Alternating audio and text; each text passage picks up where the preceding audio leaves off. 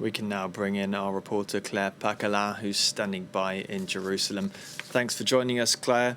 You've been following air raid alerts from Israeli authorities. What have they been telling you?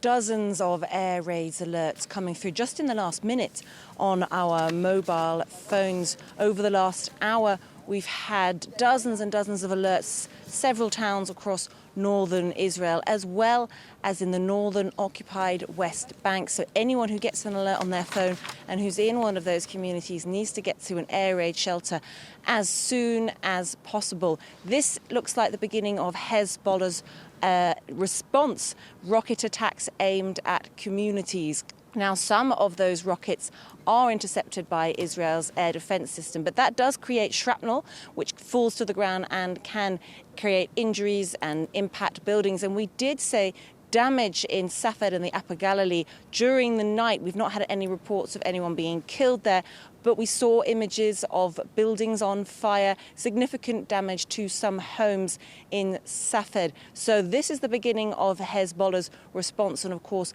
many people are now here thinking on this Saturday that they need to be close to an air raid shelter, not just in northern Israel, but also in central and southern Israel too. People now are keeping their mobile phones close to them, making sure they can hear those alerts when they go off and that they know where an air raid shelter is if they need to get to one. And Claire, what are the chances that Israel's bombardment of Lebanon overnight is a precursor to a potential ground operation?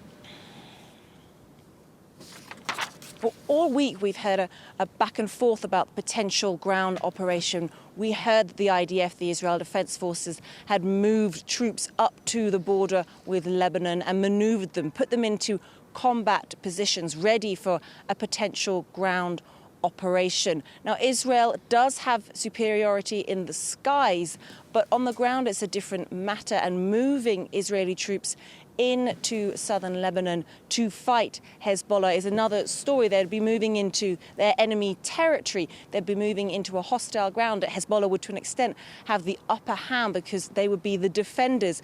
Now, of course, Israel has significantly degraded Hezbollah in the last week, particularly during these bombing campaigns that we've seen in Lebanon and clearly in Beirut overnight, but also the pager and the walkie-talkie attacks that we saw last week. And over the last several months, Israel has been taking out the top brass of Hezbollah leadership one by one in what has been clear military and intelligence successes. But moving in and carrying out a ground operation is another story, and there's a question mark over that. And of course, many Israelis are concerned about the risk to their troops, the risk of their troops getting taken hostage or being killed in a ground operation against Hezbollah. Of course, we heard Benjamin Netanyahu, the Israeli Prime Minister, very clearly saying at the UN General Assembly on Friday that absolute victory was the goal, and he said that Israel is winning. What exactly does absolute victory mean? How far would Hezbollah fighters need to be pushed back into Lebanon? What does it mean to say Hezbollah needs to be defeated? That is the question. But there's still a question mark, though, over whether or not a ground operation could be launched by Israel in the coming days. Thank you, Claire. That's Claire Paccalin for us in Jerusalem.